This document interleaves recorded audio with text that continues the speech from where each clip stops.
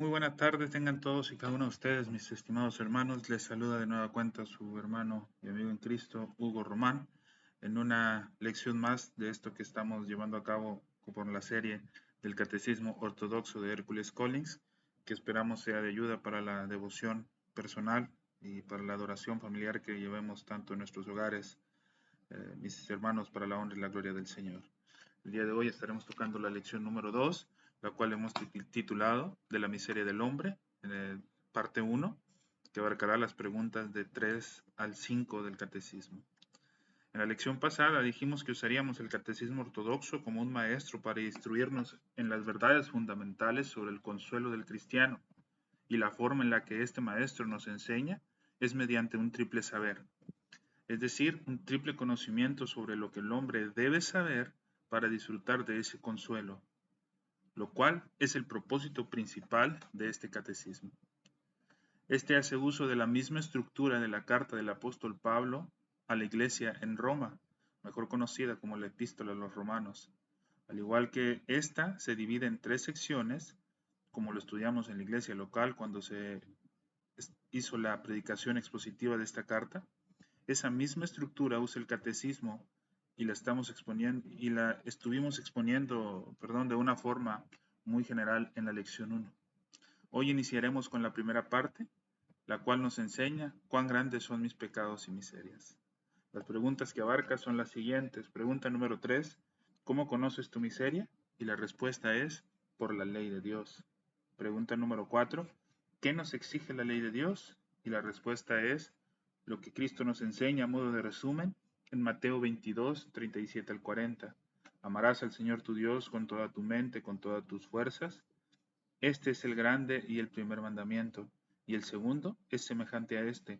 Amarás a tu prójimo como a ti mismo.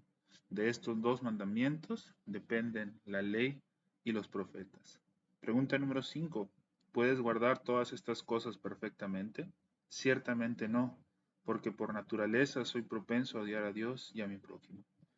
Hermanos, cuando hablamos de nuestra miseria, por lo regular hablamos de un autoconocimiento, pero para que nosotros sepamos cuál es la verdadera condición, debemos desear nuestro autoconocimiento y debemos aceptar que tenemos una norma para esto, la cual es la ley de Dios.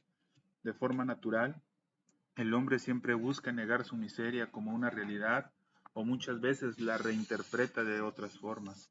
Si tú buscas en un diccionario la definición de miseria, encontrarás que hace referencia a la desgracia o pena que padece una persona. Y esto siempre nosotros lo relacionamos con bienes materiales, problemas personales, carencias, etc. Pero ninguna de estas expresiones nos llevará a la verdad absoluta de lo que es la miseria. La verdad absoluta de la miseria, claro, sin negar que el ser humano experimenta esas otras situaciones de vida, pero lo que en realidad es la miseria humana solamente puede ser conocida por la revelación de Dios. Aunque el ser humano tenga muchos sufrimientos en la carne, no sabe lo que realmente es la miseria hasta que la experimenta por medio de la revelación de Dios. Lo que el hombre saborea son únicamente síntomas de esa miseria, pero no es la verdad absoluta sobre la miseria.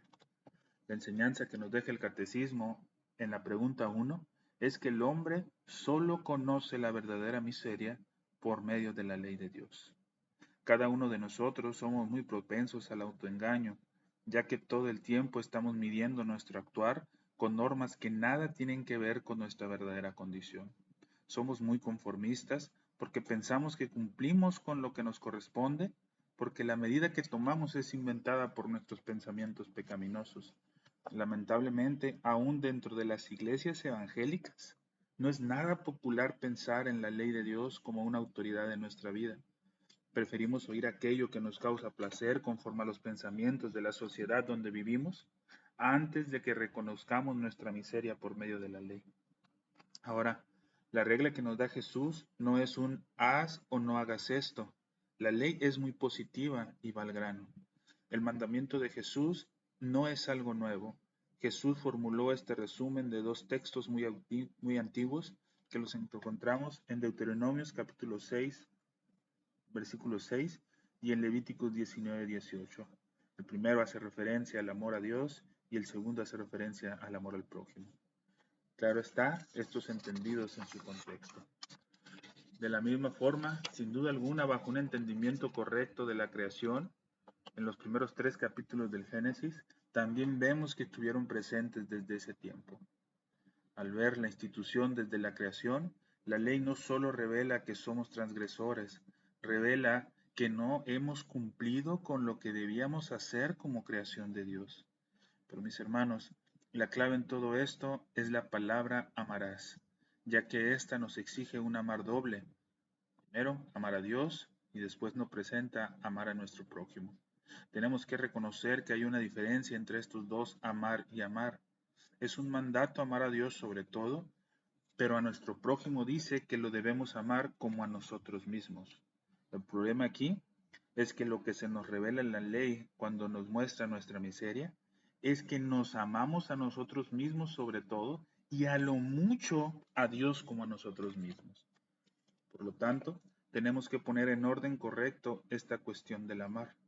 La palabra usada aquí no es un eros, que significa la satisfacción legítima y bella de un apetito. Tampoco es filos, que hace referencia a amistad, sino que es ágape, que es entendida como una entrega incondicional y desinteresada hacia el objeto de ese amor. Los griegos no solían usar este concepto para relaciones humanas porque lo entendían como algo muy divino, algo muy ideal, que no podía estar en las posibilidades del hombre. Pero ese es el amor que la ley exige de nosotros y con esa norma debemos medir nuestra miseria. Pero ahora con esto nos resaltan una serie de preguntas. ¿Puede el hombre hacer lo que la ley exige? ¿Será capaz de amar a Dios con todo su ser y poner a su prójimo a la par consigo mismo? El catecismo nos enseña con un categórico no. Pero con ese no también habla de una verdad muy negativa sobre nosotros, ya que dice que no solamente no podemos, sino que por naturaleza estamos inclinados a aborrecer lo que deberíamos amar. En nuestra carnalidad somos tan fáciles de encontrar excusas para tratar de justificarnos, llegando a afirmar que Dios lo que quiere es solamente un sincero intento, cuando la ley nos los exige y nuestras disculpas no son válidas. Y cuando entendemos esto, nos volvemos a justificar diciendo, no es válido que Dios nos exija algo que no podemos hacer. Esta reacción solo demuestra cómo realmente aborrecemos a Dios. Lo mismo pasa cuando expresamos síntomas de miseria en nuestra vida. Comenzamos a culpar a los demás, a las circunstancias, incluso a Dios. Usamos el así soy yo como una mala excusa para intentar justificar mi pecado, incluso muchas veces usándolo como una mala disculpa.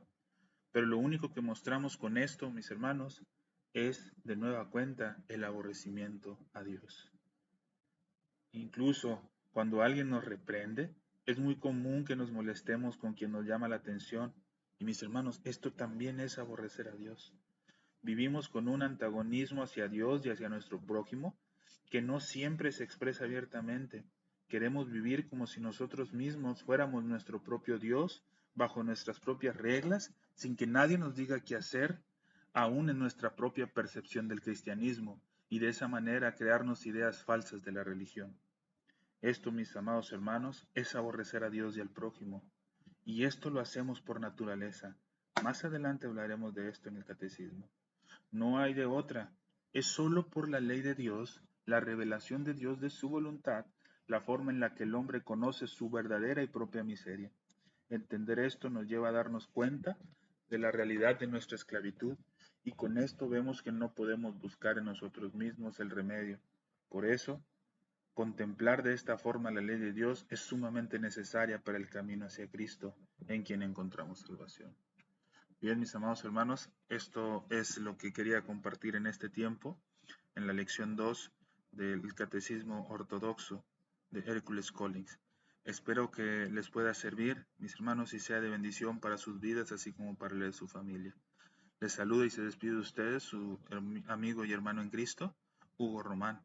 Que el Señor les bendiga. Hasta luego.